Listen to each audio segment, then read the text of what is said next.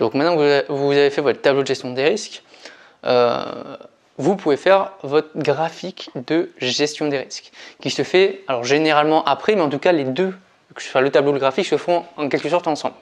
Alors pourquoi ils se font ensemble? Parce que vous vous en souvenez sûrement dans le tableau, il y avait les zones de priorité. Et les zones de priorité, on les détermine surtout grâce au graphique de gestion des risques. Par contre, pour mettre les risques dans ces cases-là, il faut étudier les risques en entier, donc à la fois son niveau de gravité, son niveau de probabilité, mais ses conséquences aussi, et quelles sont ses actions de prévention et ses actions justement de correction. Donc tout ça, il faut l'étudier avant et c'est pour ça qu'on fait un tableau avant de faire le graphique. Donc, ce graphique, il est bien réalisé à partir du tableau. Vous avez deux axes qui sont super importants. Vous avez ici l'axe du niveau de probabilité, donc qui va de très improbable à très probable, et vous avez l'axe du niveau de gravité qui va de très grave à faible.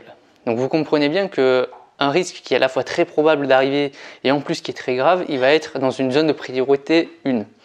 Par contre, vous comprenez bien aussi qu'un risque qui est très probable mais qui n'a aucune chance d'arriver, il va être dans une zone de priorité qui est assez faible parce que il a quasiment aucune chance d'arriver, donc ça sert à rien de mettre beaucoup d'argent dans des actions de prévention pour ce type de risque. Attention, bien sûr, on aurait pu le mettre aussi en zone priorité 2 d'ailleurs, parce qu'on va quand même mettre en place des choses pour éviter que ça arrive.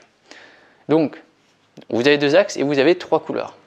Donc, les zones de priorité 1 sont justement des risques à traiter tout de suite. Si jamais ils arrivent, ces risques, il faut vraiment mettre toute son énergie pour les réparer rapidement. Et il faut mettre en place des actions de prévention qui sont très importantes pour pouvoir le limiter au maximum. Celles qui sont orange, donc la zone de priorité 2, donc c'est des risques à traiter quand même rapidement, qui ont quand même de bonnes conséquences et qui peuvent arriver de manière assez probable de temps en temps. Donc, il faut faire très attention par rapport à ça. Parce que ce sont quand même des risques qui arrivent plus régulièrement et qu'il ne faut pas sous-estimer.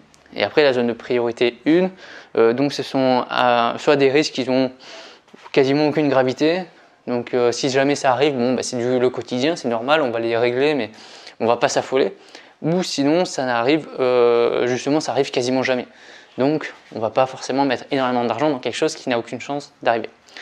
Donc voilà, ça c'est le graphique de gestion des risques, il va avec le tableau. C'est super important à faire, notamment si vous avez un projet commercial, pour mettre en avant justement quels sont les risques liés au projet.